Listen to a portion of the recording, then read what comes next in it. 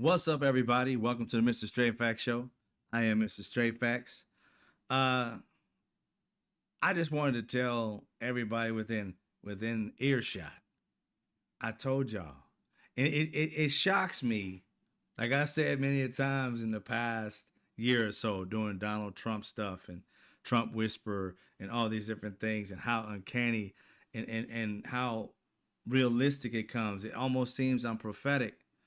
I told you guys, my instincts told me that Donald Trump was after oil this entire fucking time. I told you that's what he was after. I just knew it. Why? The clues were coming together. And today, when they took that oil tanker, if you didn't hear about that, when they took that oil tanker, I knew. I knew I was on the right track.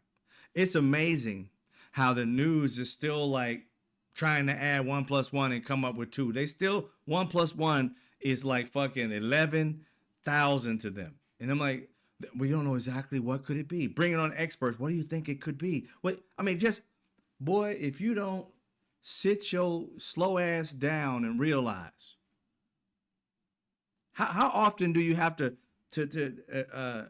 like decipher simple shit? And I mean, seriously, it's like a puzzle. The pieces are all fitting. This is a lot worse than people think. A lot of content creators have been saying this Project 2025, dictatorship, all these different words that are real, that we have been studying history, not just making shit up, not giving a shit about what rich people give a shit about what we're saying, some sponsors or some shit. I don't have sponsors. I don't give a fuck about what anybody else is saying. I just love the truth. And if you don't like the truth, get the fuck away from me. The reality is this. I said this a while back ago. What Donald Trump was after was the oil. Because he mentioned Venezuelan oil on his campaign trail. When I was doing Trump Whisperer, translating stupid, he kept mentioning things of that nature, of their oil in other countries. And remember buying Greenland and trying to make Canada the 51st state and all this shit. It seemed like he was on his colonizer tip. And I was like, what is this? I never heard a president talking about buying another country. The fuck? Where's that coming from? Where would you get the money? You gonna ask us if we want to buy it? No, it sounds like you just gonna purchase it on your own. That doesn't make sense. You gonna use American dollars to do shit? And then I started getting the clues. I told back in early 2024, I said, Latin people. First thing I said, listen to what he's saying. You were the first group he demonized. And what did he do to you? He turned you into criminals, rapists, and some of y'all may be good. And that was even a question when he said some of y'all may be good. And then what happened? You ended up getting white people, people of other colors that want to assimilate with white power, right? People of your own race, Latin people, want to assimilate with power, pissed off at the dark-skinned Latin people, thinking that no matter where you came in, whether you was born here or not, you were the ones that they thought that was going to go. And lo and behold, light, dark, whatever, Latin people just being snatched. You remember at the very beginning, they took people and just threw them into prisons because of tattoos, even though Tren de Aragua, if you just look it up, the gang is so advanced. They don't have tattoos. They don't want to be notified. So there is no deciding factor of whether you are Tren de Aragua or whatever on your body. But see, that wasn't even the point. The point was to demonize a group of people and see how many of you simps out there would be okay with you destroying their lives, taking them away from their families, taking them away from their jobs, even though you hadn't proven they had done shit. All you've done is tapped into people's feelings and their evils and their biases. And you've made those biases real by saying these people did egregious acts. They took one Latin immigrant that killed a white girl and turned it as if they had done it for centuries. Like they've been doing it every day. That you guys were so afraid of something that was a boogeyman that they had to take one and turn into a boogeyman. Do you know how many white people have killed white people? They took that one girl, when you can look at Donald Trump, who's raped multiple people, and you didn't think nothing about that, man. You probably would have put him around your daughters. This is a man that said he wanted to have sex with his own daughter. What do you guys have in common? This fool said sex.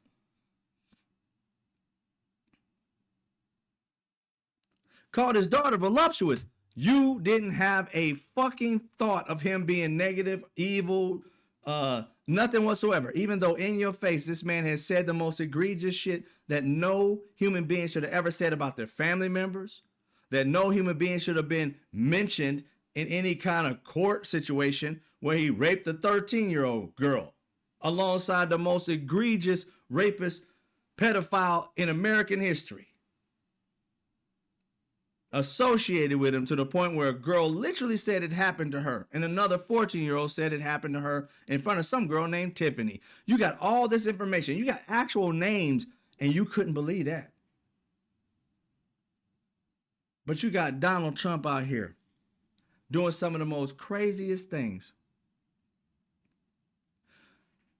When you get to hating the Venezuelans, and he started testing out, how would you feel if I take them off the street and get them out of the country and put them in a jail in El Salvador, someplace they never been to? Worst prison for like a shit ton of months. You guys, they got you to hate something that you didn't even know about months prior. Tell me how many of you guys knew of the Venezuelan gang Tren de Aragua. Tell me if you know anything about this gang. If you even know it was a gang. Do you know what they traffic? What they do? Is it drugs? Is it human trafficking? What is it? Do you know what they do? 99% of you won't know a damn thing about this group. 100% of you didn't know they didn't carry tattoos. So the thing that them calling out tattoos, the government, Donald Trump and the government was talking about tattoos was the reason we found out. A quick Google search and a little deeper dive into it, finding people who deal with gangs and so forth, you would have found out they don't have tattoos. So your government lied about these individuals, but that didn't matter. See, he tapped into your hate. He tapped into your fears. And he controlled you like a fucking puppet. So you allowed all that shit to happen and desensitized it. That was the first thing they did. They realized if they could do it to light-skinned Latin people, we can do it to other people. And as soon as they had white, black conservatives, racist people, afraid of the boogeyman that wasn't even a figment of their imagination before Donald Trump mentioned it, you never heard of Tren de Aragua under Biden. You never heard of it under Obama. You never heard of it under Clinton. You never heard of it at all. They made this boogeyman to fuck up. It was not something that we even had an issue with in this country. They're not even in this country like that. You just look this shit up and you'll find out. But they know you're not going to read MAGA. And the more you repeat shit, the more dumb people start to believe shit because they won't check facts. So they dropped it down and made you hate Brown and literally said, oh, we're trying to get rid of all these immigrants. And while they're causing all this havoc in our own country and sending people all over the United States trying to grab up Latin people, black people, and others, they start to take their asses over to Venezuela because they already don't demonize them. They got you to hate them. Now you hate the entire country for some reason because they've been planting it in your head the entire time, playing games with this country to be afraid of something that, why would we be afraid? Fentanyl, drugs, rape, blah, blah, blah, trafficking, all mostly coming through Latin, Mexico. But you don't know the difference between Latin and Mexico and Venezuela and El Salvador. It's just Latin people to you. So they conflate it all and tell you that fentanyl's coming in. Well, fentanyl comes through Mexico, but China has an agent that goes with fentanyl for it to be able to act. So you can't get fentanyl in this country without China and without Mexico. So why aren't they blowing up shit in Mexico? Shit coming into America? Because drugs was never the point. Demonizing Venezuelans was. Because the goal was always to take their oil, but you had to demonize them first. You couldn't just go over there and just take their oil. You look like a tyrant. You look like a criminal. So what do? You make up bullshit about a culture. And when the country bites, especially the poor people talking about they need work and shit, the racist people talking about, I just don't want these brown people here. You get a group of people just hating on a culture, not realizing that the racist white people, the rich people, this entire time have been orchestrating with Project 2025 to go over there and steal oil. One of the richest oil reserves is in Venezuela.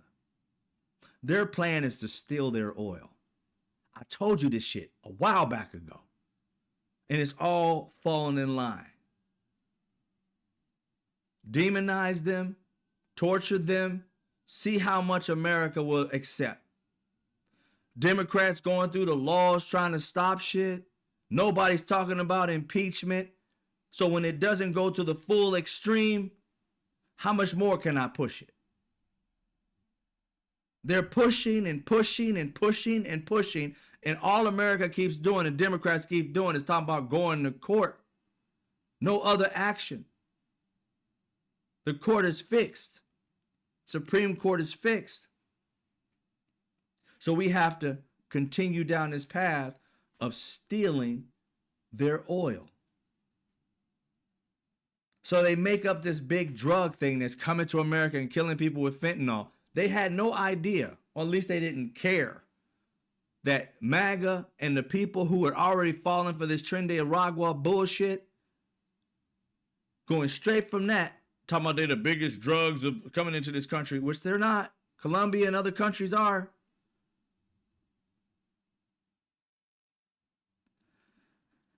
They made them the demonized group of people. You desensitized them and dehumanized them. So now, America, the way they looked at it, they don't care about Venezuelans. They hate them. All orchestrated by our president and our military and our government to lie to the American people, to deceive the American people just so they can go over there and justify stealing oil that they plan to do from day one. And it's been working. They steal an oil tanker today. Do you know what that's called? Huh? Do you know what it's called? Let me tell you, let me show you a video of what Donald Trump saying is racist shit about Somalians or Somalis. Let's do this real quick. Part of the rally that I showed you last night. Let's deal with it.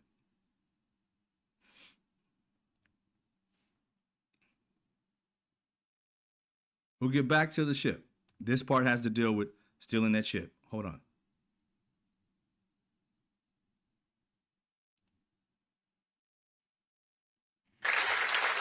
And they've been taken care of. I've also announced a permanent pause on third world migration, including from hellholes like Afghanistan, Haiti, Somalia, and many other countries.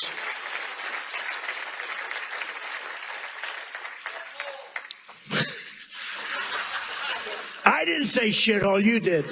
Now, before we even get to that, this right here, what you're about to witness is Donald Trump reverse his lie.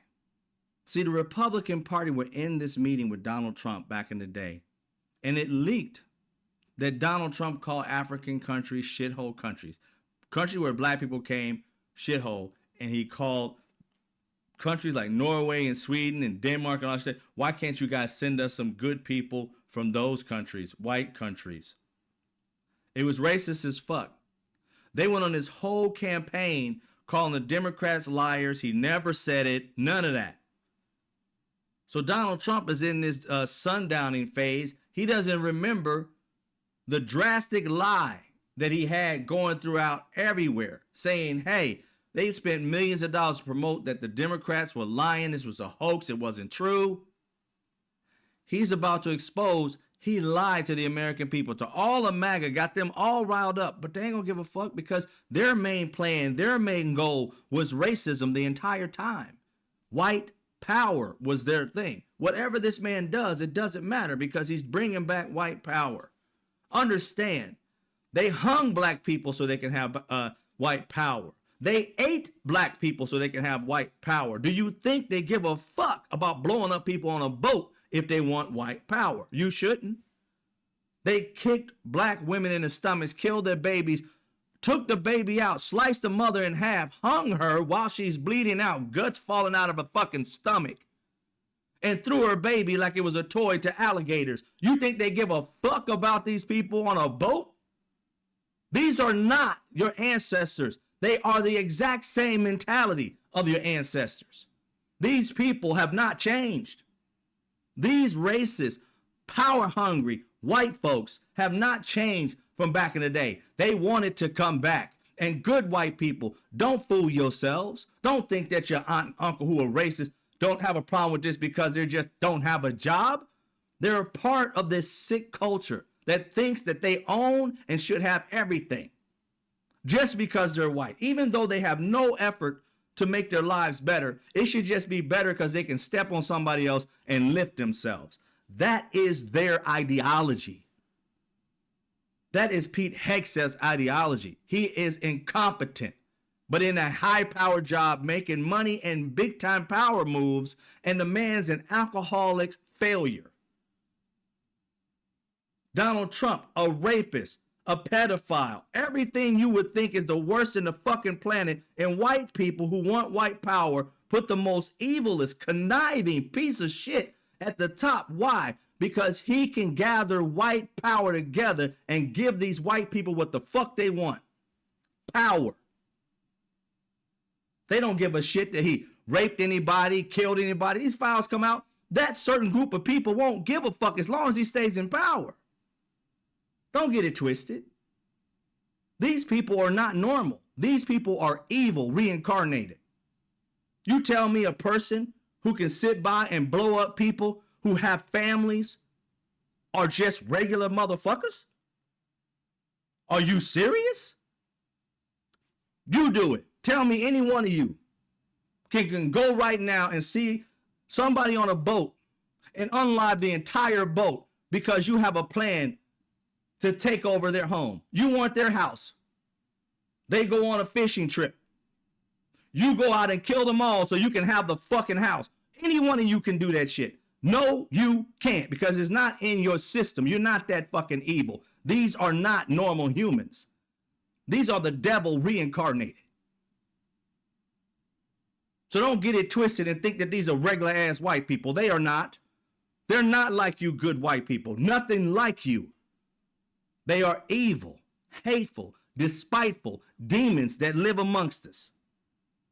They won't be happy until they take everything from everybody because they have that colonizer mentality and they're getting tired of feeling guilty about having that evil inside them. They want to celebrate their evilness, and everybody else is holding them back from being the colonizers they always have been and always want to be. They're getting their life back. They're getting their evil back, and they're fucking happy about it. Pete Hegseth is happy about killing these brown people. Has no remorse. Somebody that evil did not leave the room when he saw them burning. He ordered it so he can watch it happen. The problem is you keep normalizing these evil bastards. Like they're you. They're not. They're nothing like you. And these super coons, just like them. Where's the lie? Can you unalive somebody because you want their home? You want something that's valuable on them? No justification for it. The ends justify the means. And walk around us like nothing happened. Go and get a burger right after you unalive people. Burn them to death. Blew their body parts apart. Can you walk around the next day? No. They're not defending the American life. Those military men and women have to do things like that to protect us in war. We're not at war. They're doing this shit for fun. They're doing this shit for power. It has nothing to do with any of our lives getting better or worse. It has everything to do with their lives getting better. You think that oil is going to come to you? Donald Trump said he's going to keep the ship. For what? We are superpower with our own oil. You literally are so greedy that you're going to go steal somebody else's way of living when it ain't fucking with your life at all.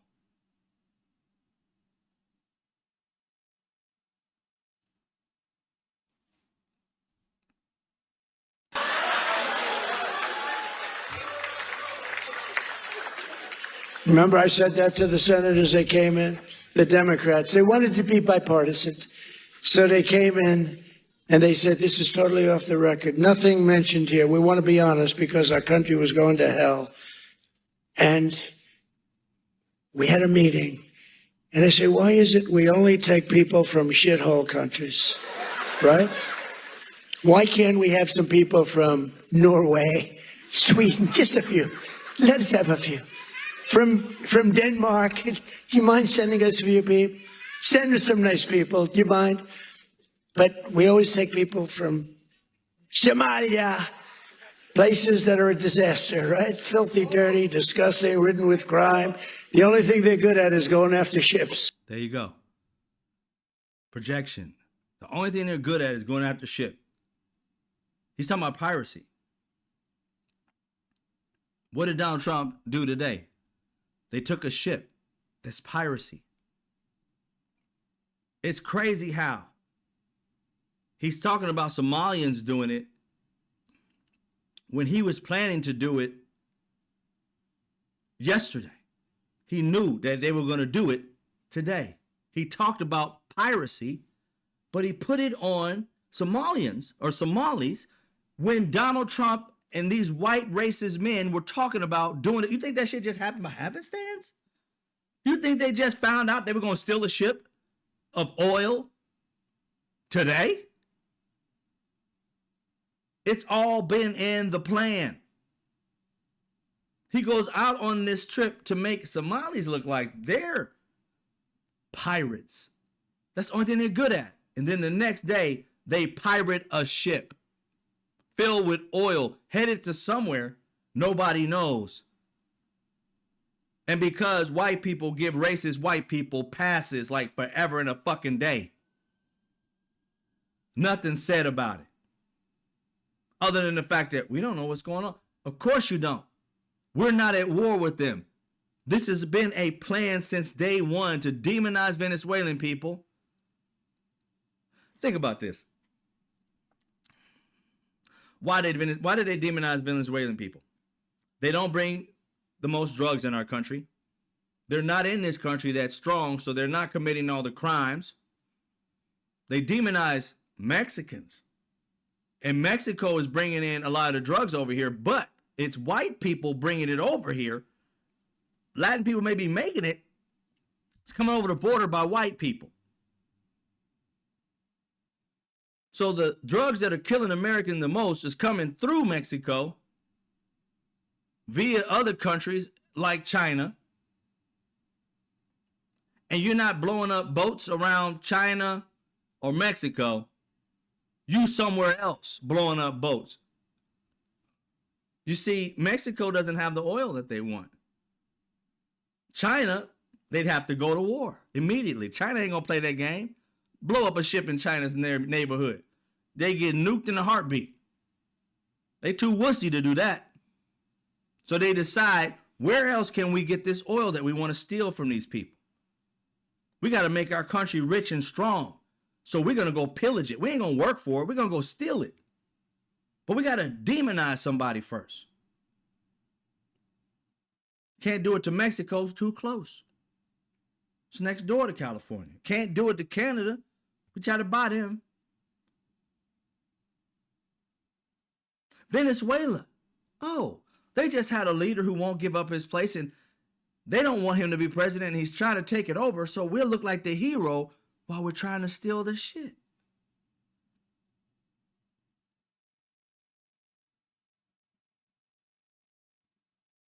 They hatched a plan launched out each little step, we got to demonize them first. To the point where when we kill them, they won't even think twice about it. The boat part was killing them. Turns out they weren't all Venezuelans on this boat. But they figured if they go over there and people on this boat, they're more than likely they're coming Venezuela. More than likely they're all Venezuelans. Boom, blow them up, desensitized. Half of America is split. The other half is like, oh yeah, it's fine. Go ahead and do that. You know, they were raping and murdering and we kicking them out of our country. They're the demons. Dehumanized. So you can do whatever you want to them. And most of Americans, or many Americans, not most, will be desensitized. The news will be like questioning it, but not taking it too far to say that it's wrong. They'll be asking for investigations. By the time that shit happens, we'll prolong investigations. And hopefully, Venezuela will strike us. And when they strike us, now we can go in and do what we have to do. We're taunting them to get us into a fight. And once they throw a bomb at us after we don't blew up a bunch of theirs and they have justification to shoot back, they've demonized it as drugs, but it's just citizens. I don't believe myself there was a drug on those boats. Because they was caring about drugs, they let out one of the most notorious drug dealers, drug kingpins. They let him out of prison. He got to walk. He got 45 years. They pardoned him. What do you think a person who got 45 years for being the biggest drug smuggler, now he's pardoned, what do you think he's doing? He's going back to his multi-million-dollar home.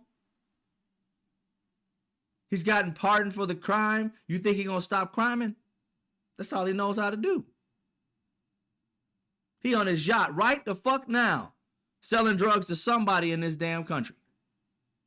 And they didn't give a shit about that. It ain't about the drugs. It was about the oil. They know they can't stop drugs this way. And America makes too much money off of drug sales that there's no way in hell they're going to quit it.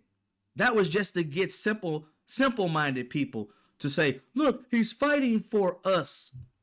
My daughter died from these drugs. My son died from these drugs. He's fighting for us. No, he's not. No, he's not. Many of your mothers and daughters and sons are still going to die from drugs from here on out, because those people will get you hooked, and they're going to be hooked. They'll go to Tijuana, whatever, get it, bring it right back. They are not going to stop. That is not the way to stop drugs coming into this country. Many of experts have said it, and many of the experts, while this has been going on, said this is not the way. Blowing shit up is not the way for drugs to stop coming. We got all kind of programs.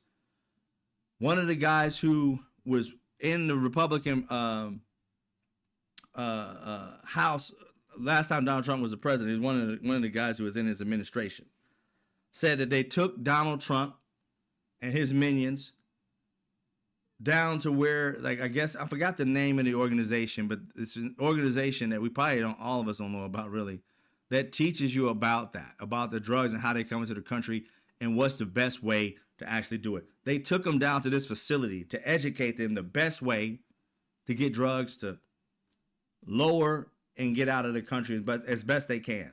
They done studied this over the years. Donald Trump took none of that.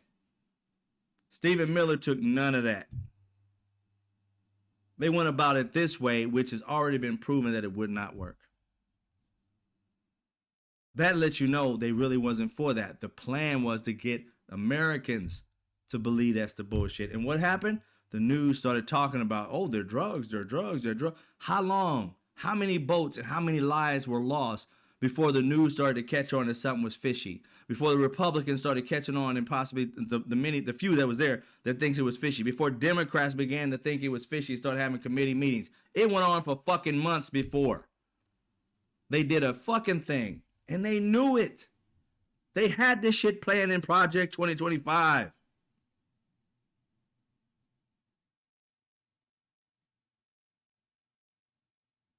This strategy that they've been doing, it's been going on in their minds, in their heads before Donald Trump won the election.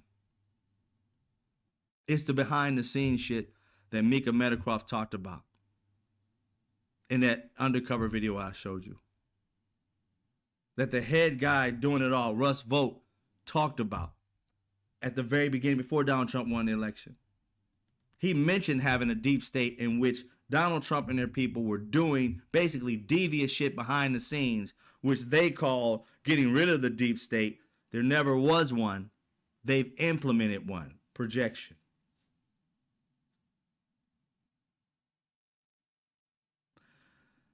Trinidad was not a threat to us, America. Never have been, never will be.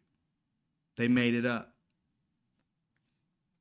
China bringing in certain types of drugs, even though they had like some kind of constriction thing that happened in 2019 where they stopped sending it, but there's still an agent that goes into fentanyl that they still create that is then blended with some other shit and goes through Mexico. If they were going to bomb someplace, they should have been bombing the drug lords in Mexico. Telling all the Mexican people to get out the way, and where the drug lords are, drop the bombs. If they wanted to get rid of drugs coming into this country, they blow up pieces of Mexico. Not where the citizens live, but where the drug lords are. Simple as that. They had already demonized them, but they don't want these drugs, and they don't give a fuck about you taking them. The only thing they care about is what is more important to them, that fossil fuel. They have killed for it. Innocent people, fishermen. People are missing their their dads, their uncles, because these racist white men want to prove something to everybody else, that they're important, and they have no problem unaliving people to prove it. And we normalize them like they're just regular human beings.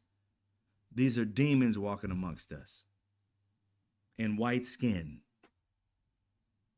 And you're normalizing them. You're making them seem like they're just average humans. They're not. They're not superhumans. They're demons. There is no regular ass human being that can do what they're doing and celebrate it and get happy about it, knowing that somebody is not going to see their husband, their son, their loved one ever again, because a few white men want more power, which they already got. They want more of it.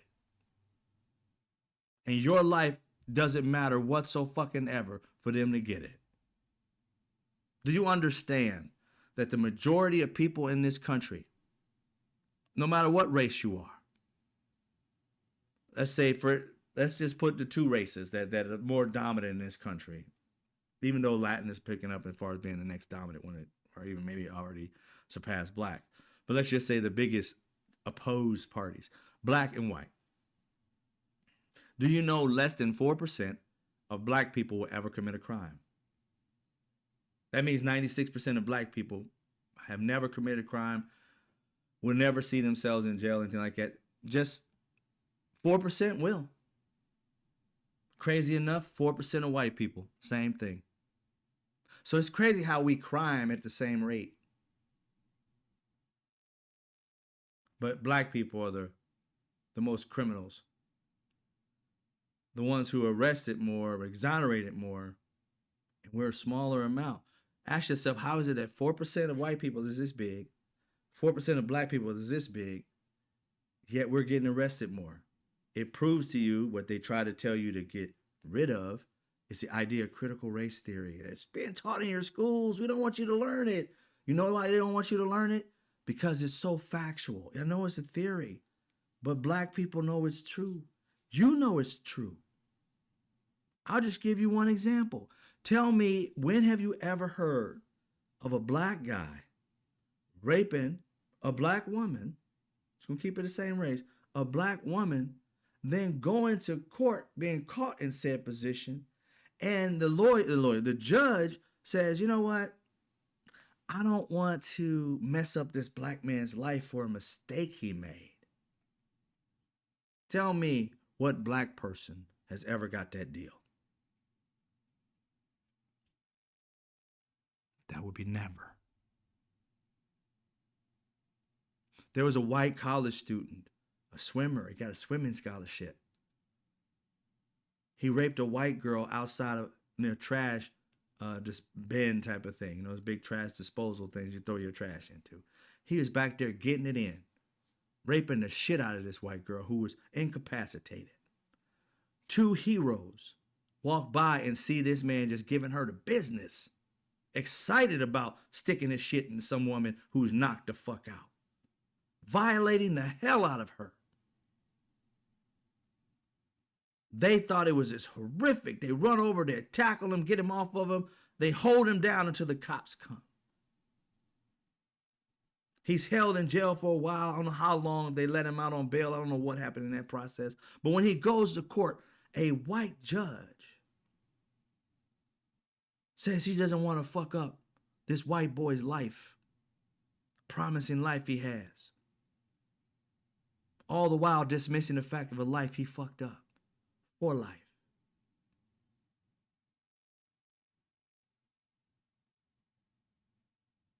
We always go with the stats when we talk about there's 69% or 68% of this country is white, and 68% of white people are in prison.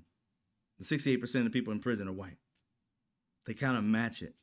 But when you talk about black, they kind of exceed their population of 14%, and they call that criminalization. It's not. You ever think about the fact that black people are over-policed?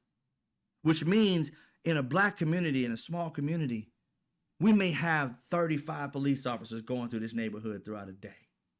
In a white community, maybe 5 or 6.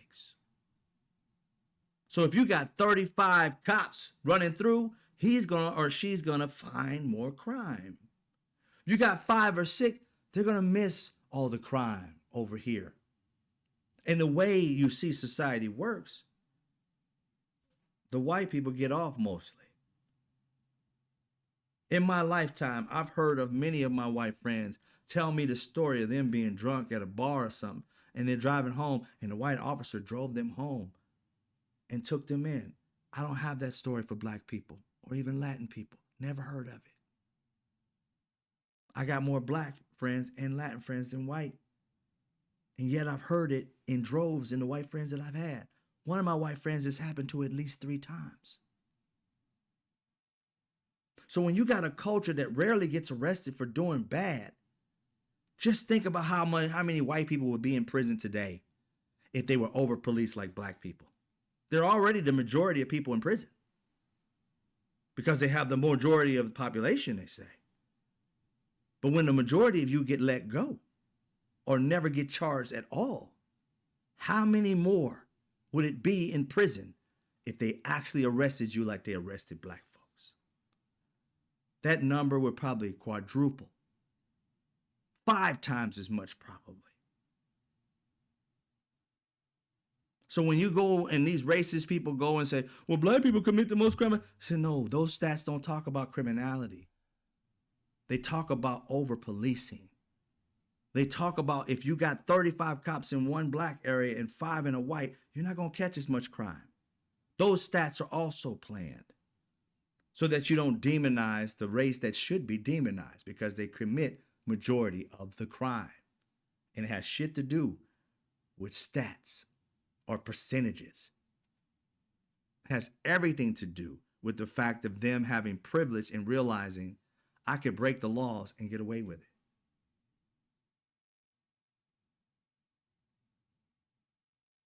Think about this one black lady.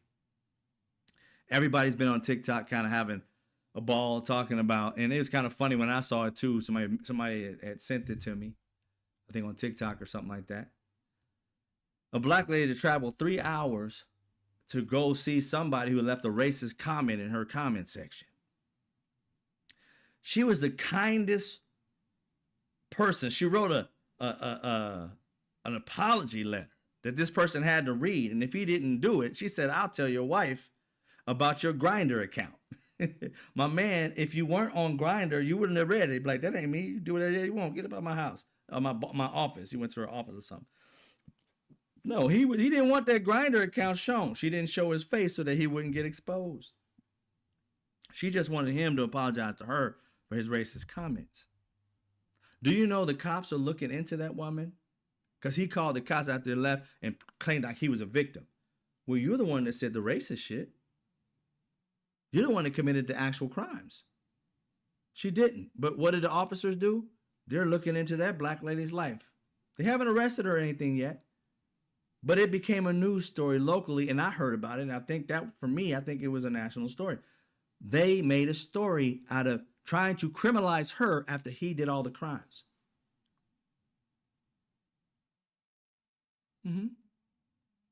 That proves to you that the law enforcement officers and shit like that, and the police, they're out to get black and brown.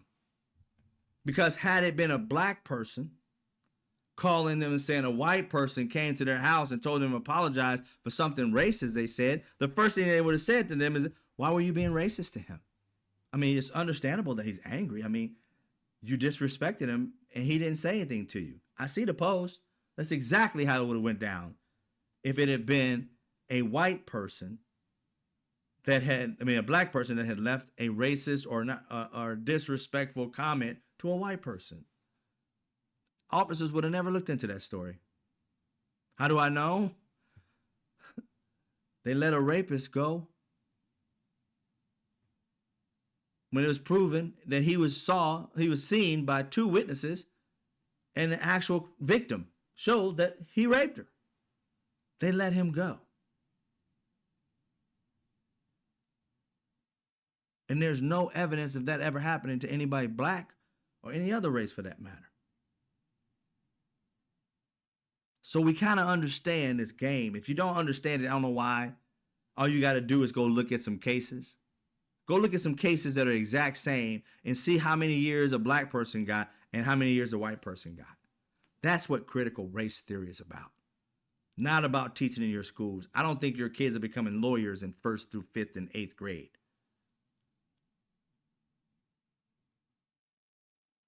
But they demonize that so that you guys would be so far away from wanting to hear about the truth of what racist white people do.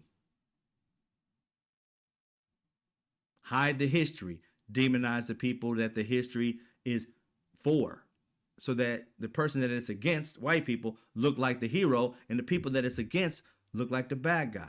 Demonize woke. When it's for black people's protection, they use it so that black people can get discredited.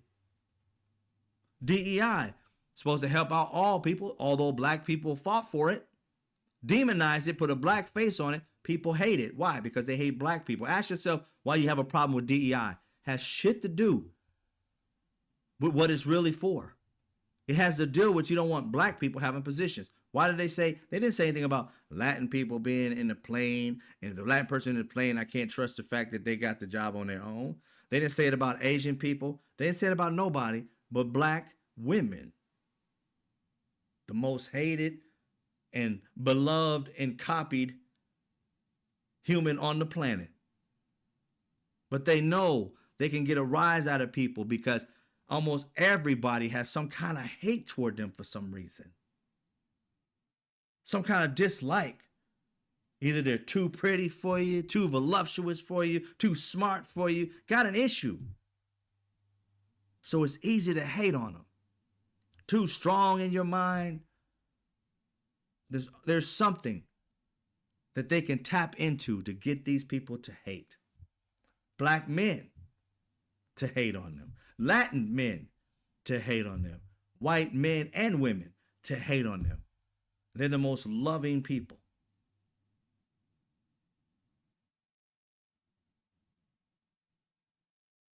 I remember hearing a story about some white guy who, it was no racist thing, but even a comedian did it too. I forgot who it was many years ago. Whereas the person said there is no place that can match the hug of a black grandma. There's nothing to match it. There is no other person on the planet. Getting a hug from a black grandma is like heaven. This is a white person saying it about a black woman. And it brings it back to me. There really isn't. For me, the biggest hug, the biggest love, the most comforting thing on the place is in the arms of a black woman. specifically in my eyes, a black grandma. It's so unconditional. Try it. Don't touch black women unless they ask you. We go around touching no black women. But I'm just saying, I know that feeling. And that white guy talked about that feeling. It was better than his own mom's hug. The woman who raised him. But we got so many people who can just hate on him just for what? I say you're jealous of him. There's something regal about him. And they hate specifically white racist men. They can't stand the power of a black woman. Donald Trump can't handle it. Even a person who may look black but may be Indian or Somali or whatever it may be, he can't handle that. He'll go off on it just because he can't face the fact that she is stronger than him and more powerful than him. Donald Trump is weak. He's always biting, but his bark don't mean shit.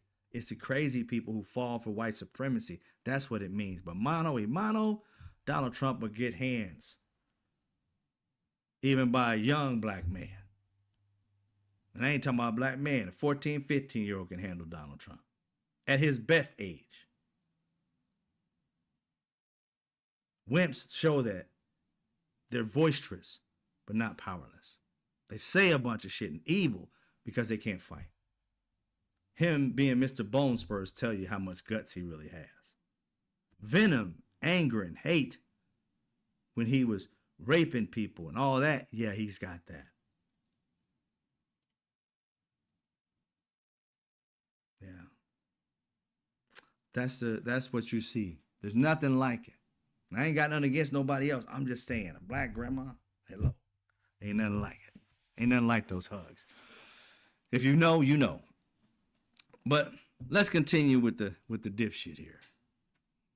Oh, you know what? Never mind. I ain't gonna continue with him because he talked about the boat, and that's really what I want to get out of him was the boat part. Because this is what this man and his people did. They're hypocrites. They literally talked about, oh, you know, these Somalis, all they're good for is taking boats. Then what, pray tell, is this? We've just seized a tanker on the coast of Venezuela, large tanker, very large. Largest one ever seized, actually. And other things are happening, so you'll be seeing that later, and you'll be talking about that later with some other people. So they just seized the largest tanker, the biggest pirates ever in American history. Where he said, biggest ship ever. So America is now into piracy. We're the biggest pirates. We literally lowered our military onto somebody else's tanker, carrying oil that we did not own, and seized it and talking about keeping it. What did they do wrong? Have we justified anything that we done? You would think that our House and Senate leaders, especially the ones over the military and you know, oversight, that they would have been let in on this before the strike actually happened. When Obama went in for Osama bin Laden, everybody named mama motherfucking knew about that needed to know that we had gotten, you know, a say-so to do so. The small group of people that knew it exactly when it happened, but right after it happened, the group of people that was supposed to be let known got known. It happened by the book.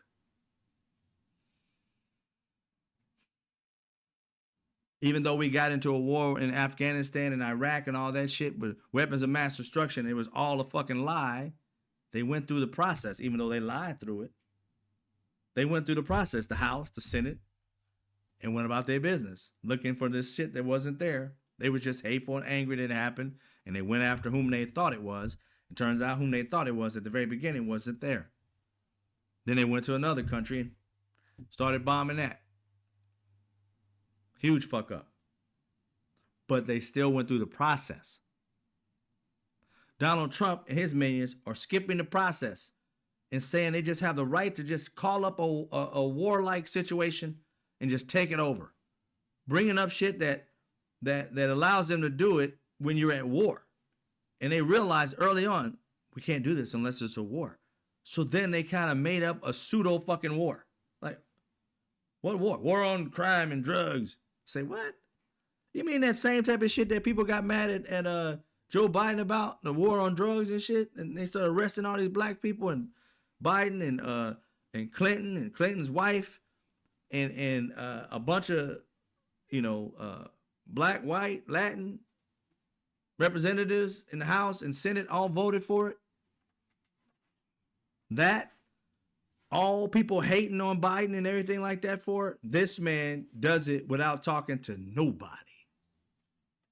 And they ain't that same smoke, or should be even more smoke, because he didn't even go through the process. He's stolen the ship. What are you taking it to? America? Just going to bring somebody's oil and drop it off at our doorstep. Were you trying to save it because it was something going on in that ship? Did Venezuela steal this oil and you're giving it back to its rightful owner? No, we're out there pirating and shit. That's all we know, is that we pirated it. We have no, he said seized, no, pirated. Because we had no justification. Our military, our House and Senate, they're all clueless. How can you be clueless? You guys need to take the money away from this guy to be able to do some of the shit that he's doing. We are not at a threat with Venezuela. We're not worried about them bombing us. So what they're doing is not trying to benefit this country. It is destroying the credibility of this country. Our allies are looking at us like, what the fuck? NATO has got to be thinking about, this is a war crime. We've got to be starting something, because we just can't let America do it. And all these other countries, we don't call them war crimes. And here we are. It's the same shit that Putin did. Go into people's space and try and take shit that's theirs, that's not theirs. Some other country. What's the difference between that? I know that there's an actual full-on war, but Donald Trump is trying to surgically go into war without calling it war, but calling it a pseudo-war. Talking about he's going to go onto their shores next. The fuck is that? Somebody's shores? That's a war, yo. I thought they were the party of no wars. This shit don't make sense. And it should not be something that they should be able to do.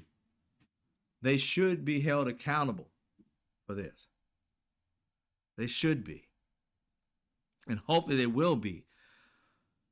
But somebody needs to stop this shit in its tracks. This country is going to hell in a handbasket, and we have no idea what our government's doing. We don't know what are the, just like anything else, there are ripple effects to shit.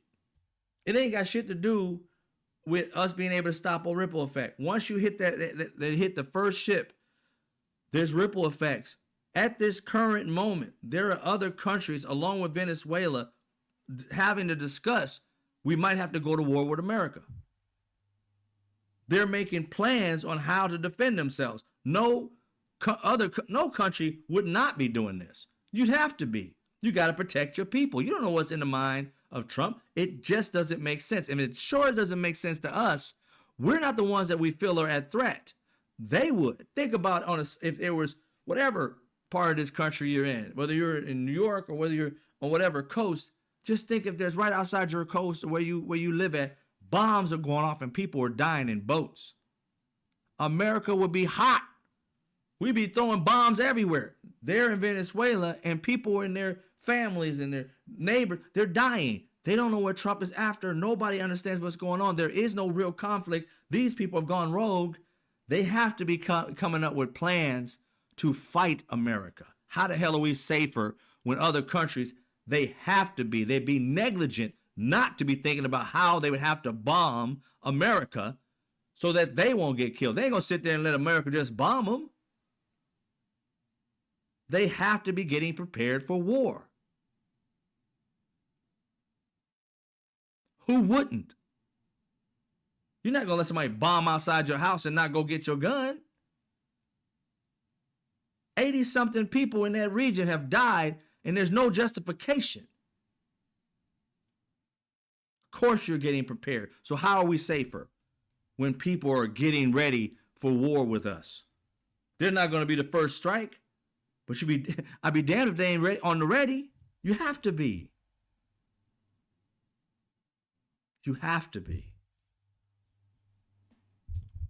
So how are we safe or safer? Your husbands, daughters, and sons who are over there, they're at risk. Even though they're the ones causing the havoc, they have no idea when it's going to be the last straw for Venezuela or neighboring countries. Because they're not just killing Venezuelans. These people who have been dying are from other countries.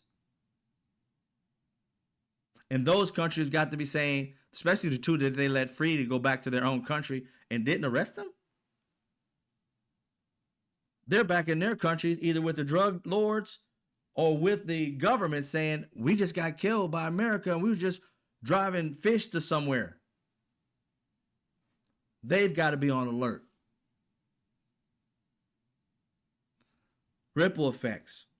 Nobody, when boom, the bomb hit, there is no like calmness. Everybody's thinking like, what is up with America? Allies are thinking about, well, we're not joining them. Better yet, cut off any intel. Don't give them shit. We don't want to be a part of this. We're not going to give them any intel. Why would we be a part of them doing this? It's not a war. So our allies are trying to figure it out, but don't want to be a part of it. We go to war. You think our allies are going to fight with us? Hell no. Because there's no war to be had. There's no military that's fighting you back.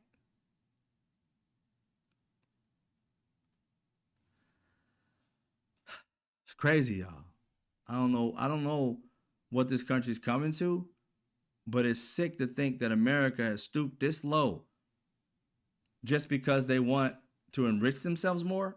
We're supposed to be the richest country in the world, but we're going around doing this shit. Seems like we're the poorest country in the world doing something like this.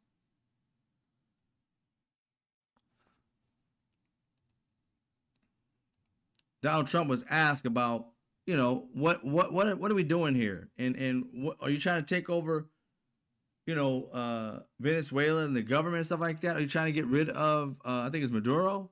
And this is his response when he was on a show. And I got this off of Katie Tur reports, I think, something like that. MS Now. But check it out.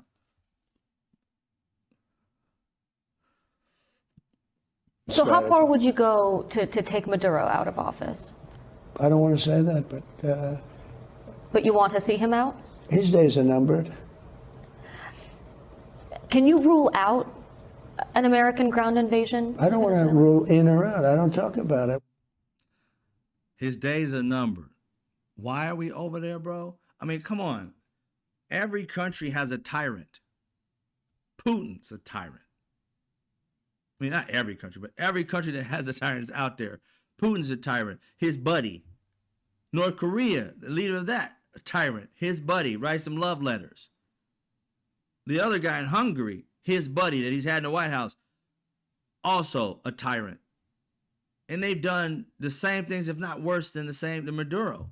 So these are the people that you look up to. Now all of a sudden you don't like it? Nah. This is opportunistic. Donald Trump is trying to take over a country, take its oil, and I don't know what else he wants. I wouldn't put it past him trying to take the country and make it an American country and rename it. I would not put it past him. I do not. I don't know what's up with this dude. And I would not put it past him one bit. But I know he wants the oil, at least.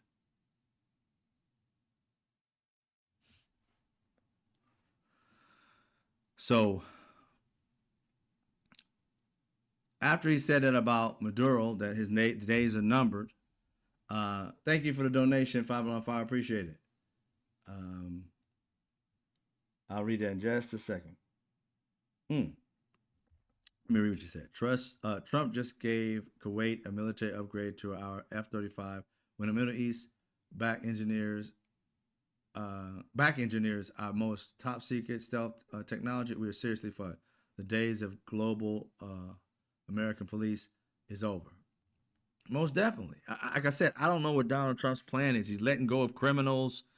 I I'm pretty sure checked the ladies, Epstein, the women, the survivors of Epstein. They said follow the money, follow the money of these leaders.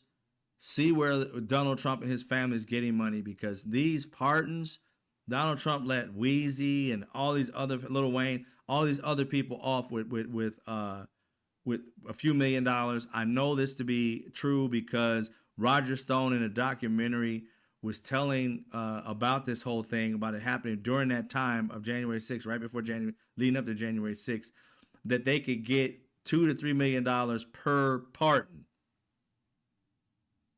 And he was going around collecting people who wanted to get pardons from Donald Trump and sending Donald Trump a note of people that he wanted to get and how much they would want to pay. That's in a documentary. So Donald Trump is transactional. So for this man to get out after 45 years, there has to have been something that has been exchanged with Donald Trump. He ain't doing it out of kindness of his heart. He plays like he doesn't know the people. This literally means he does know them. He doesn't want to be attached to them. Something came out of that man's bank account and went into Donald Trump or family bank account or meme coins or something. Check the date, backtrack a week or two, whenever this thing may have been set up. The lawyer talked to him or whatever. Within that time and the time he was let go, there had to be some kind of exchange of money or property or something. Donald Trump is too simple. Follow the money and you'll find the crooks. They're too sick. Excuse me. They're too sick. And the money, they're addicted. So somewhere down the line, they have effed up and you can find it if there's an investigation. And I hope this man lives to see his day in jail. Now, I know many want him gone, all that. I get it. You know, if it happened, I ain't going to be mad. But I want him to see that door slam behind his ass. He can die the next day. I don't care. That's what I want to see. But I probably won't ever get to see it. So there was what was his name? Rand Paul. Y'all, there was never a day in my life, not on any kind of bingo card, no kind of nothing, I ever thought in my lifetime I would ever agree, ever agree with Rand Paul. I could not see that. I couldn't fathom it. It kind of makes me sick in the stomach. But the fact that I agree with him, it's like, what? But if anything, he agrees with me. I've been saying this for a long time. If anything, he agrees with me. And me agreeing with him. Because I've always thought this. But the MAGA part, been hard for them to admit shit. But this is what Rand Paul said. I agree 1,000,000%.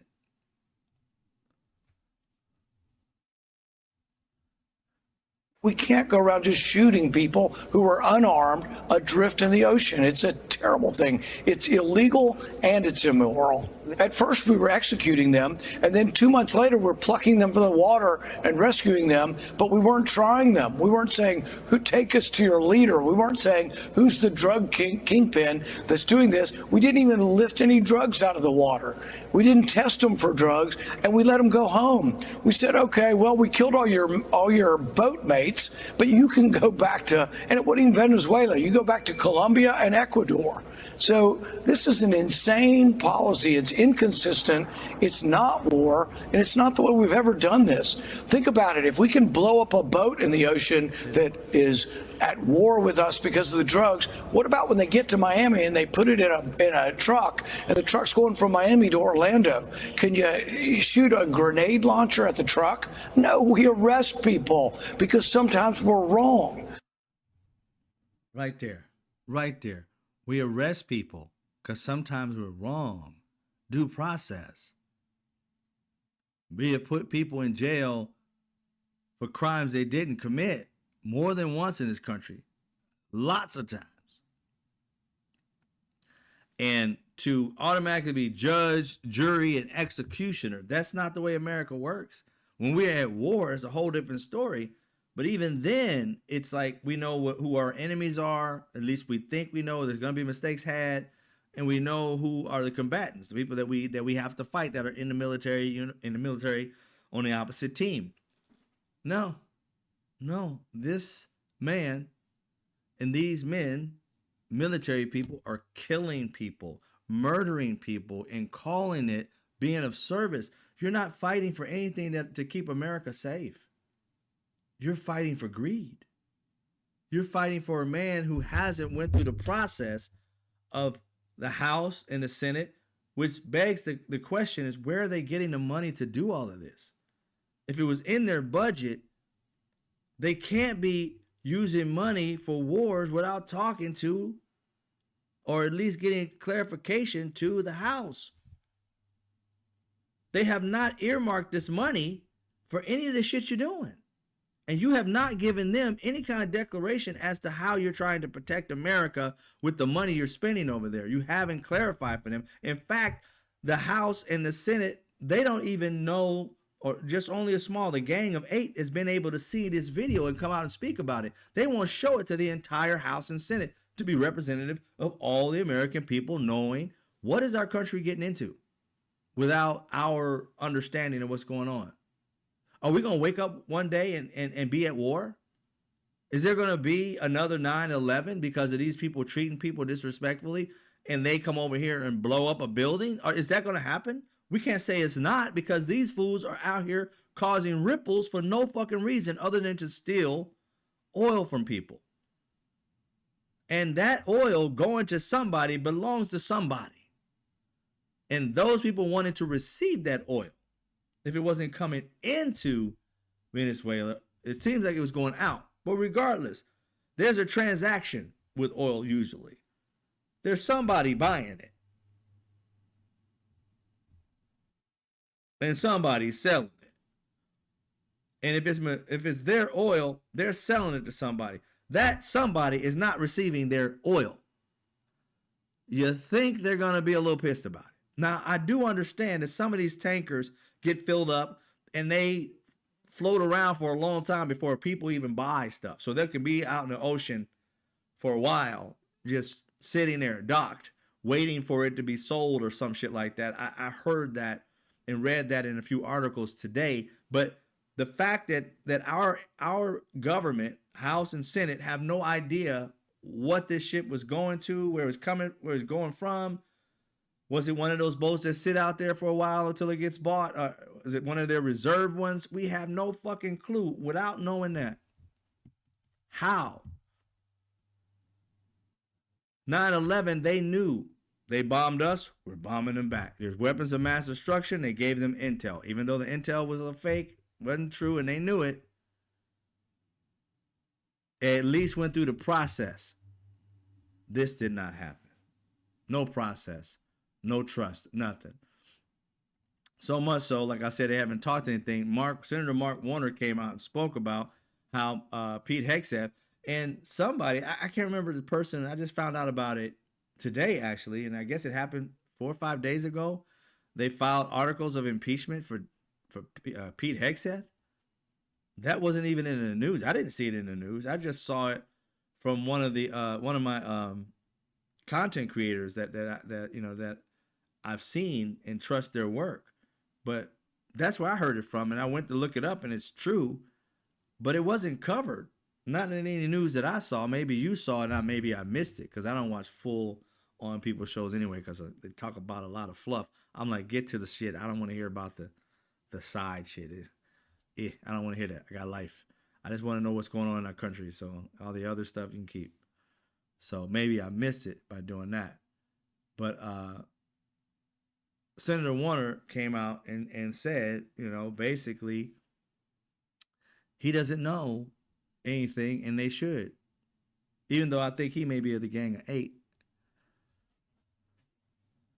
Midas Touch is giving it? Nice. Midas Touch is... I want to see the communications between the Admiral and the entities taking the action. Because I don't want to reach an incorrect conclusion. I want to see all this documentation, and it appears on that, again, you've got Hegseth holding back. I will say, and I'm not going to get into any details, I think there were other members of the administration in that briefing who understood Congress has an oversight responsibility to see this video, and I'm going to stay hopeful for a couple more days. But the idea that he's going to try to simply drag this out until Congress breaks for the holidays is outrageous, and folks ought to be pretty damn pissed off. Of course they would be. There's no accountability. Of course you'd be pissed off. And this is where you find out whether you're leader in your particular community, your senator, your congressman or congresswoman or congressperson. This is where they get to prove themselves and what they can do and how they can do it, because they should be fighting for you. We know they're not going to win every time, but the fight is what we care about. That fight, get into the fight and ask the questions that need to be asked that Americans really want to know. I'm tired of these fluff questions. I really want some tough questions and some snapback responses when they're smart ass to you. This keeping it professional when somebody's disrespectful, I understand it, but a part of me just wants that dog in the fight to get it back. And I know they'll probably lose their space and so forth, but I would just love to see it, because to me, they're telling me somebody's fighting. One of the people that wrote Kana, man, that dude is fighting, yo. I'm doing a video on him on another thing that he did, but it's a video. He's out there fighting for another group of people, and I'm sitting here like, you know, he's still fighting for the Jeffrey Epstein survivors, but this other group of people, I'll make a video and talk about it. I was just in awe. So I haven't made the video about it. I'm not going to go into it, but the reality is, because I don't want to mess anything up and give you false information, because I don't have a full grasp on it. I just know what I felt, and he had them answer questions and stuff like that, and they spoke from their heart, and, you know, very thankful for what he's trying to do. This dude is like a savior to everybody, man. And what I mean by savior, I mean he's out there fighting, putting his neck out there. You know how much they probably hate Ro Khanna right now? Oh, the Republicans, he's the only Republican that's gotten into not Republican, he's the only Democrat that's gotten into the Republicans' mindset of those who want to fight for right. You know what I'm saying? That's the only like group that has at least a few Republicans fighting for the same shit as the Democrats. That to me, I'm like thankful for, because we had to break off some from this hardcore, like diseased rock of humans that you had to chip some of it off, even if they just over there for a temporary moment, at least fighting for the people. Now we know they'll snap back, but getting some stuff passed and laws passed, these Jeffrey Epstein tapes, 9 days, we should be able to see them coming up sometime. Hopefully before then. And also the grand jury information has been justified to be able to give that out too. They had an issue with that, and now the judge has said that it can be released. So hopefully we'll have more. Yeah, Alice Early, I see it. Political girl, yeah, love her. Political sis, love her. To Tabitha Speaks, that's love her. I've been following her for a long time. She was the first one, right? So yeah, you know, love giving them a lot of respect, because I watch their stuff, and you know, I'm not one who posts like every 5 minutes and stuff like that. Nah, I just want to try my best to get what I can right, and then get on, you know, on to talk about each individual topic that matters to me and how I want to be able to solve problems. I don't understand, to be honest, and I give all those people, and there's others too. There's men that's doing it too, but you mentioned some of the women. You know, Coach D Speaks, Jolly Ginger, a bunch of them. I don't want to miss anybody, but they're out here putting in the work, right? And they're out here like on a day-to-day basis, going out to speak people and things of that nature. And I want to be a connection between them two, but I want to be a strategizer. That's my whole thing. I love solutions.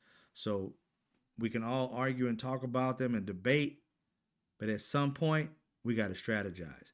Because arguing and talking about it and doing nothing, man, that's epitome of insanity for me. So I'm like, I'm not going to just sit here and talk. We're going to start devising solutions. And, you know, if they work, they work. They don't, they don't. But ain't nobody else trying to make other shit work. They're just talking about what's already out there and the choices that are out there. And we're too good, right? All of us are too brilliant to have our brilliance just in a constrained area. We didn't let it free and actually start working on solutions to these problems that we're talking about. And regardless of government, at some point in time, we the people have to devise something, and the government has to become something that's you know, primary for our money going into it and getting something done for our communities, but secondary for the way of life, because greed, billionaires, we have to break them and create a whole new vision of what, you know, billionaire, millionaire, and what it means. You know what I mean? It's for the people, not against them. I liken it to, everybody has had that one job where they worked at that they loved. You know what I mean? They knew the boss. They got excited about getting up and going to work. That's the way I want to feel about America, is to get up and do stuff and be excited about changing the spectrum of what is possible, making the American dream a necessity. You know what I'm saying? Like it's the fabric of this country. If I was on the outside looking at America, I don't see American dream. I see stress, turmoil, division. I see a country on fire. I do not see a hope. I see all just hell. That's what I would see from the outside looking in. It's on its downfall. It's not climbing heights, new heights.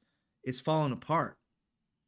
And that's because we've been divided amongst people who try and tell us they're going to give us something, but only enough to elect them. And then after that, we can't do that. We can't do that. Then don't say you can do it. Tell us one good thing you can do. Leave all that other bullshit alone. Because I don't need to hear 50 plans if none of them will come to fruition. I need to hear one that you just stuck on and that America wants. Economic. Move us up economically. Start paying us a living wage. We can work on that. A lot of the other things start to solve themselves. You get paid a living wage, you can pay for health care. And with the advent of technology and things of that nature, we can all invest in something that can make healthcare a reality for us all, that we don't need the government. We can do it. The brain is the most powerful thing that we have. And we've been using so little of it collectively. Just think of what we can do if we collectively came together and said, let's solve poverty. Let's solve healthcare for all. Let's solve all these different things. And it'd probably be a lot easier than you expect. And when you got all people who want it working toward it, you don't have to deal with the people who don't want it. The people, the naysayers, they're the ones that take you back 17 steps when you've went 20.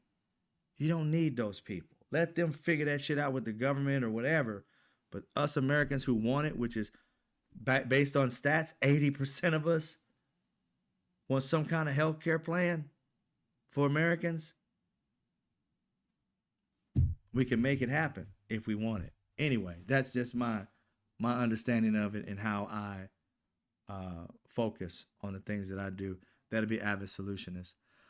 But I wanted to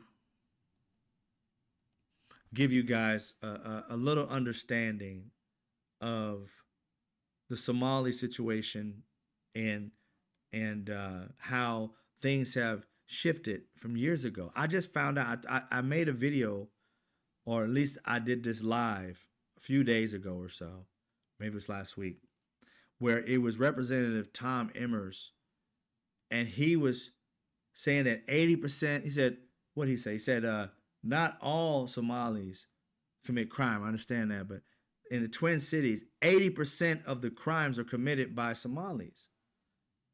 So he demonized them. And I'm sitting here like, how the hell did you just say 80% of the crimes? Do you understand Somalis make up less than 1% of the Twin Cities. It's over it's millions, 2 to 3 million people. They're into like 80,000 to 100,000. And you're saying they commit the most crime in the Twin Cities. Did you know crimes aren't, I dare you to go look at it. Crimes are not depicted by being a Somali. Go find me a state, federal, that literally calculates Somalis in the crime. If you break it down federally and sometimes throughout the state, they break it down to black, white, Latin, Asian, others. I have yet to see on any of the stats that I've been reading for the past decade that it says anything about Somalis. Or even just saying they commit more crime or anything like that. No study whatsoever. I look for it today. There is no study, there is no stat that says what Tom Emmers said. Now, why would he say it? And what's going to baffle you even more is what Representative Tom Emmers said about them when a lot of them integrated into this country 10 years ago, what he said about them. For the people who are already here, I guess, that integrated with Minnesotans. It'll shock you what he said about them then and what he's saying about them now. But first, we're going to go through the speaker, the previous speaker of the House, right? And then the new speaker of the House, which is Mike, not the previous, going back to Ryan, Paul Ryan, and then, with Mike Johnson. And you'll see like these, what Donald Trump said and all stuff like that about the Somalis. You'll see how things have shifted. Let's get it.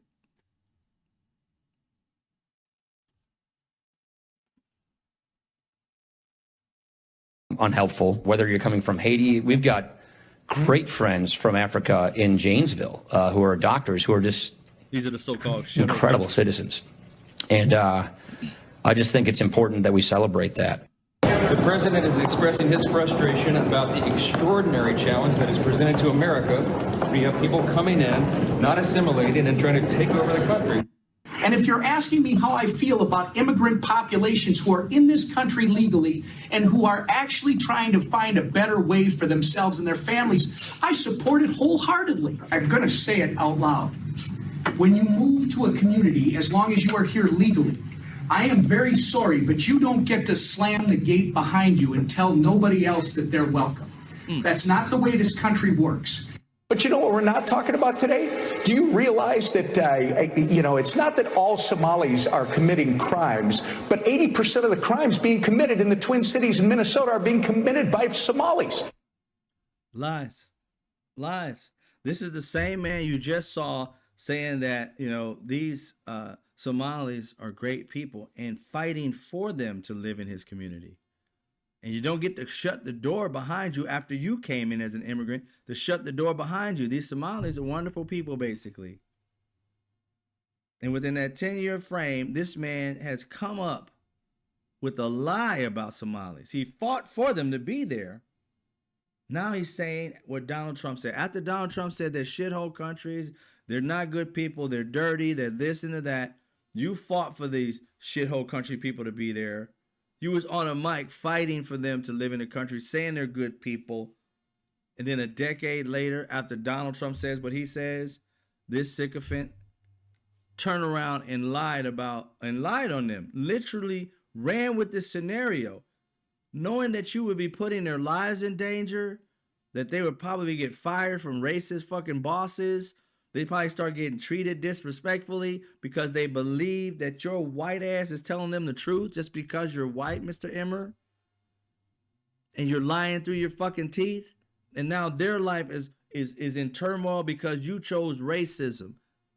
And you chose violence that morning. And all they did was choose your state to literally live and become doctors and lawyers and all other types of things as you paint them as just garbage. Fucking unbelievable. No human being is garbage. You wouldn't say that about a dog, an animal of any sort, but you say it about a human. And Emmer and others, and Mike Johnson, talking about they come into your country trying to take it over. What Somalis trying to take over the United States? She's talking about Ilhan Omar. She's an American. She's been an American for a long, long time, born here. Now her family may have came over here, and I don't know which generation did. But just the fact of you saying that just because she practices Muslim, because she is Somali, she has never once ever talked about taking over the country. This is that white fear. When you see a powerful woman, especially someone who looks black or is black, you have a fear of her power when she ain't doing shit but just looking at you. Mike Johnson is out here talking about Somalis trying to take over the world, y'all. And they ain't one of them even running for president.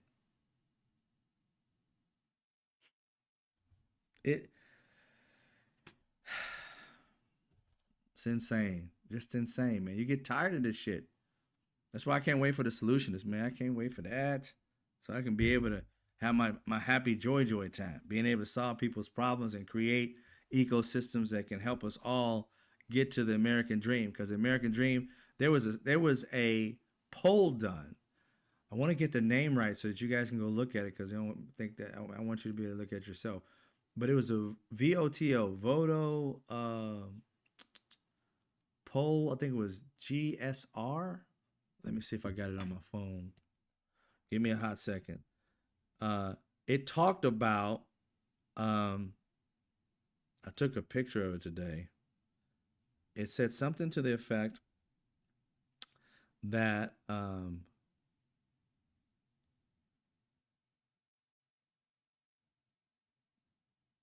a high percentage of Americans believe that the American dream is unattainable, that it's no longer. And I want to say it was in the 60th percentile area, but I can't find it right now. But a part of that, let me get the actual name, is a GQR poll, and is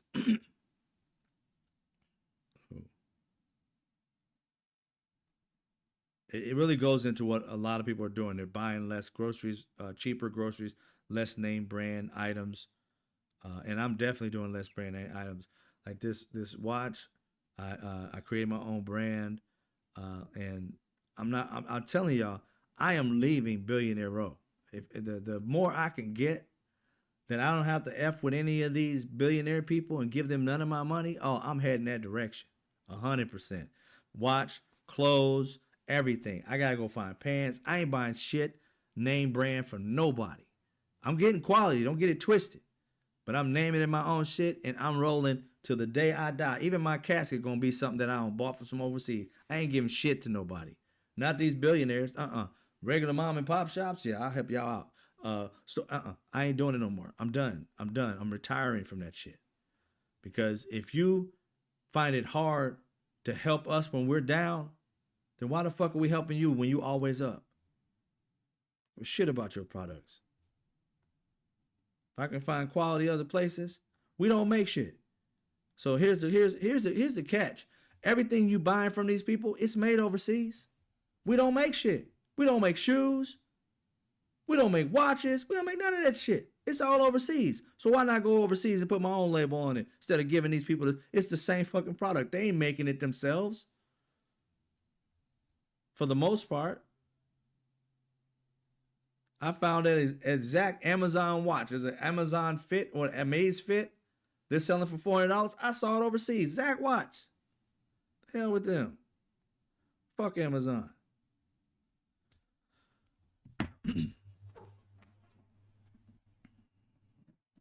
It's unattainable. Thank you, Jen James. You said 30 to 50%. I thought it was higher, but maybe I'm looking at another thing, because there was a bunch of stats that they did, and I heard it like at 7 this morning, so I could be getting it wrong. So thank you for that. But like I said, that poll is a Voto VOTO Latino GQR poll, and you can get it online. I got it, but I can't just read it right now. But I got it, and you know it's long, but go over and you'll see. It was just released. What she said today. It was just released today. So yeah, go check out because again, that's what they were talking about. Oh yeah, Root Implant Janet talking about a 50-year mortgage to man. 50 years? Think about it. The average person is buying a home. It ain't saying average, but let's just say when I grew up, because I haven't did the stats for it, you're getting a home probably in your 30s, and you may get lucky to get it in your late 20s, but mostly you're getting it in your 30s. Some people much later, but let's say 30 years old, 35. But let's just take it back to 30. Let's don't even go 35, but to 30.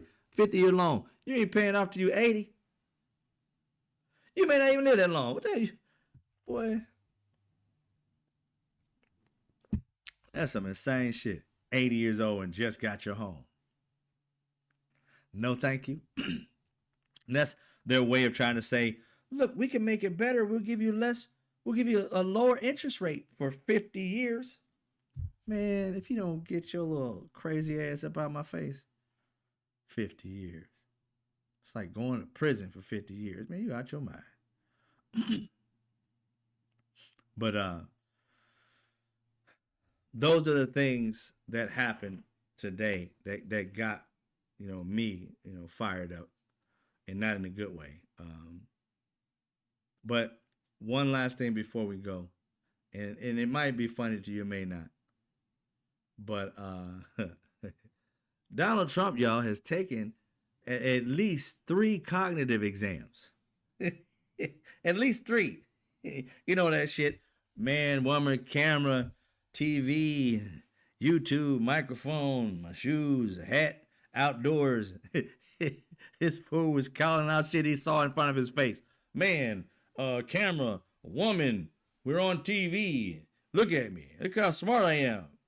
Dude, because you can recognize a TV, you think you smart? Boy, just saying that shit made you sound stupid.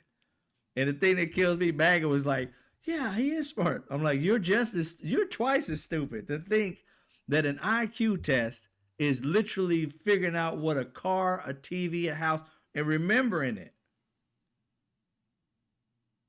And he tried to give you an example of what it would be like. Those aren't even congruent. When they give you a test, they're like, I want you to look at this. You look at it. You see it? See it? See it? See it? All right. You just saw it. What did you just see? And then you call out what you just saw.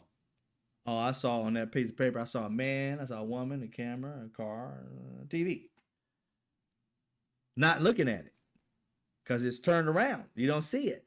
The equivalent for this dipshit is camera, man, TV, monitor, phone, looking right at the items that he's calling and saying, see, ta-da.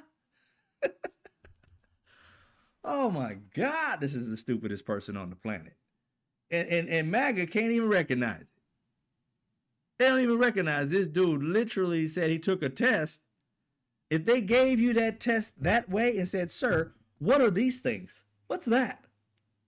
Then you got problems. And that's a cognitive exam. It literally means you're forgetting shit, bruh. And we want to see how much are you forgetting. And nobody takes that many fucking tests. The only reason you're getting tested over and over again, Donald Trump and MAGA idiots, is because he's declining. And they need to know how fast he's declining. And if the medication that he's on is working or not. All of us know. If you don't know, you should. Anybody with logic. Anything you take on a consistent basis, as you continue to take it and it's working, there is a point in which said cocktail, and that's what they call a lot of these things, people who are in mental health, people who have, any kind of ailments, may have, cancer or whatever it may be. you get a cocktail, which means there are certain drugs that are mixed together that will alleviate or help your particular pain, even if it's a sore knee or whatever it is chronically. And they give you that cocktail, and that cocktail almost always will fade out from you taking it. You take it, it could be 6 months, it could be 3 years, wherever your body is. Your body gets used to it, normalizes it, and then realizes, I want to have pain over here. And that pain comes back no matter whether that cocktail stops working. Then you got to go back in for another cocktail regimen. Donald Trump he has cocktails of some drug or another. You can see he's getting it in his IV in his arm. And that's why he keeps getting these tests to check how things have prolonged. I mean, that's just simple mathematics. I mean, dealing with your own body. I've had operations. I've had to have back surgery. I had to go through all these different things, MRIs, all this. You know, when a person puts you in a claustrophobic tube with a bunch of shit going on, you know why the fuck you there. Because you got all the time sitting in this tube like, man, I wonder what they're going to find. You know what I'm saying? I'm hurting and shit, but it ain't all that bad. Praying to God. He don't pray to God, so Donald Trump's in there just probably counting the 7 backwards and shit. And that's what you're doing. If he's sitting in there not knowing why he's in there, he's slower than you think. You don't sit in this thing for 20 minutes, 30 minutes, whatever the hell they have you sitting in there for, and you ain't thinking about first, when I'm going to get out of this closet? I'm claustrophobic. And if you ain't claustrophobic, you might be resting. But you can't tell me you ain't thinking about what the hell's going on with you. It's just slow, y'all. It's everything about it is slow for him. And for him to have to do all these things, there's something wrong.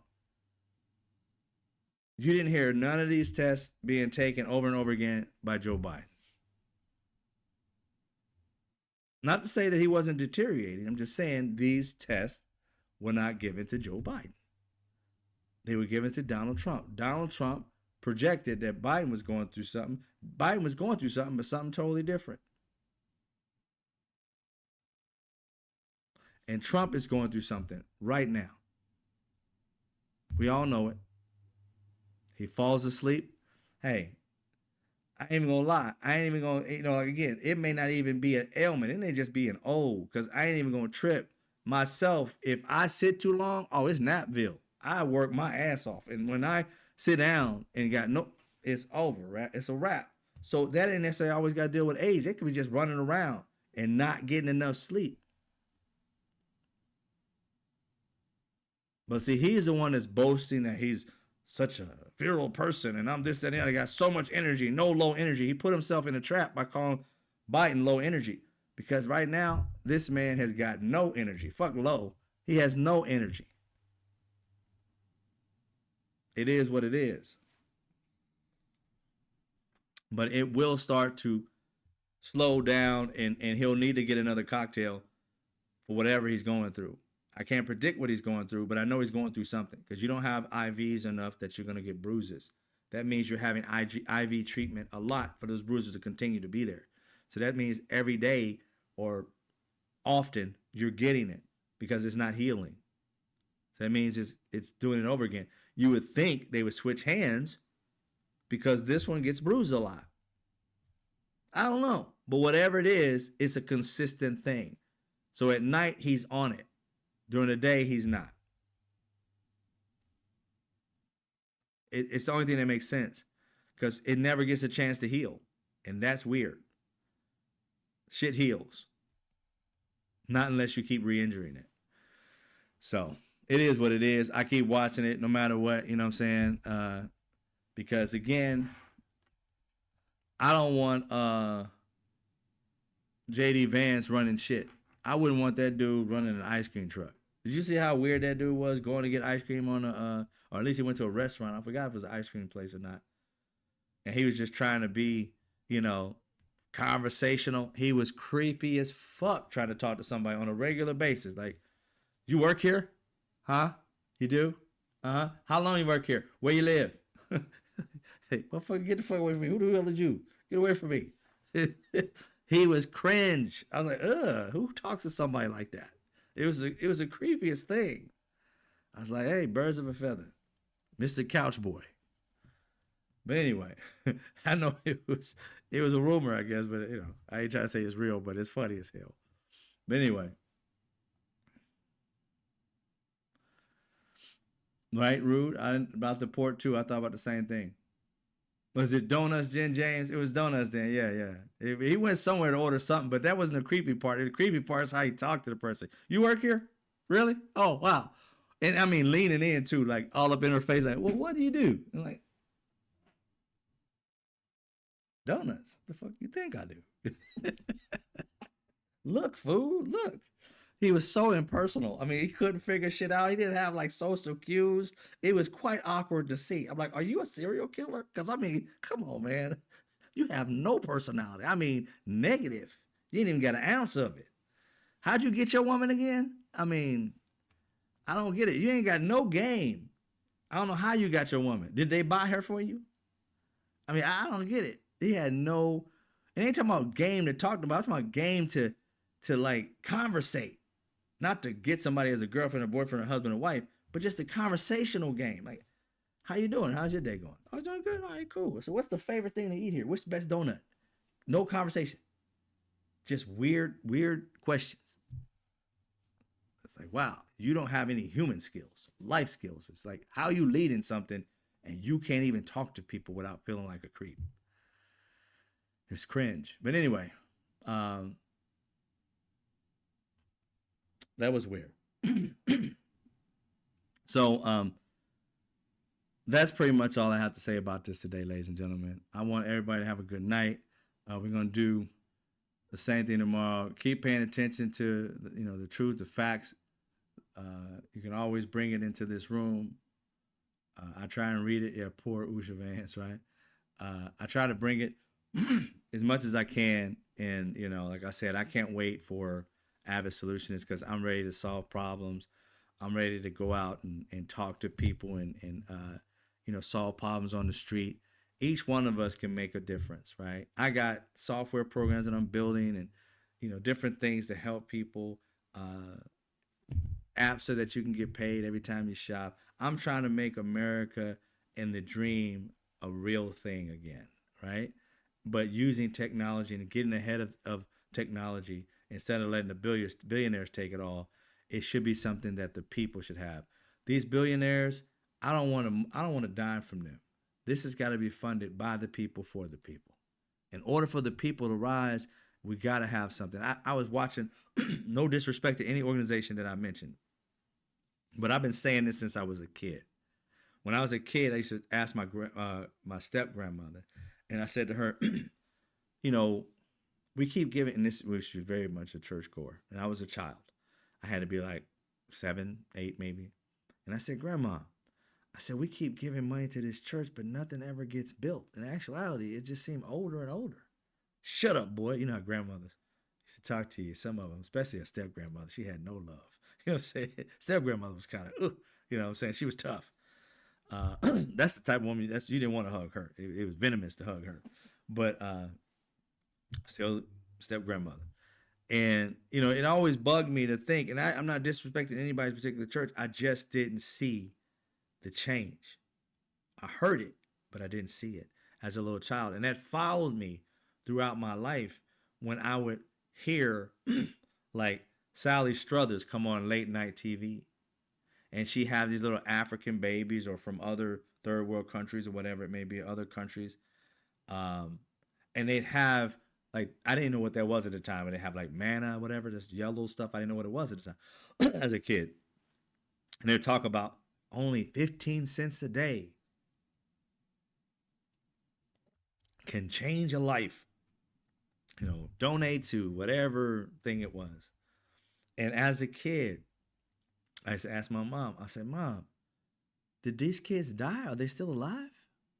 She said, I don't know, boy. You see? I said, they got flies and stuff, stomach all bloated. What's that about? She didn't know. I later found out what it was about. But I never got to see if that child ever made it. The one with the fly in his eyes that looked like he was dying. I never saw another video saying little, whatever, Jonathan, whatever, made it. He's a doctor today because you guys donated money. I have yet to see it. But well into my 30s, I was seeing that exact same video come up and never saw one time whether it worked or not. Today, I was driving somewhere and I heard NAACP, Jennifer Lewis. Love Jennifer Lewis. Ain't got nothing to say nothing about, don't say nothing about Miss Lewis. I ain't got nothing to say about her. If y'all saw that in Living Color, don't you say nothing about Miss Jenkins. Love her, treasured, right? But I was listening to this entire video asking for $19 a month. And I asked myself personally, what have I received or what have I seen people receive from the NAAC in my lifetime? Not that it hasn't happened, it's just that it's not promoted. The questions and asking you what to do and how we're gonna solve, we're gonna deal with wealth, the wealth gap. We're gonna deal with that equity gap. We're gonna deal with this, that, and the third. But just like Donald Trump, it's a bunch of bullet points. How are you gonna do this? How are you gonna take this $19 and start helping people economically? How's it gonna work?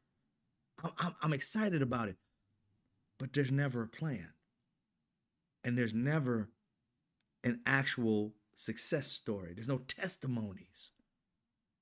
Jonathan received the NAACP grant and he became a doctor. He was on the street with his mom.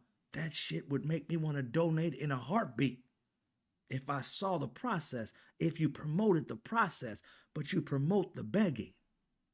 You promote the asking. You promote a possible, solution.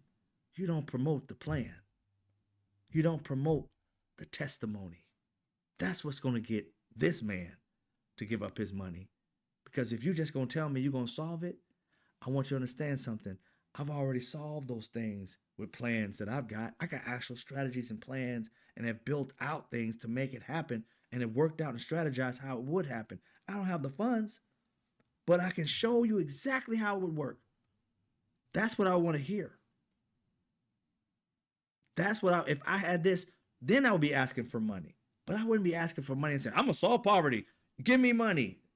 No, give me the strategy, the plan, and how it would work. Then I would give.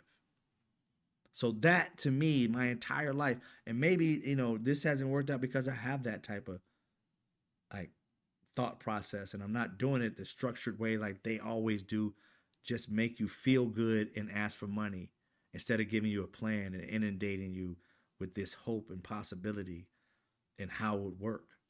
Maybe that's too much, but for me, I gotta have that because that tells me that you really are serious about it, that you've thought it through and that you came up with a game plan and not just concepts. I'm tired of investing in concepts. Let's work on building these things out together. You know what I'm saying? And that's how we have to make this stuff work.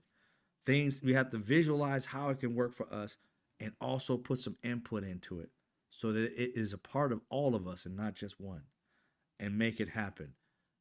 If we can do that, we can change the world and we can become anything that we want it to be. Anything. Our children will have opportunities by creating industries in this country once again.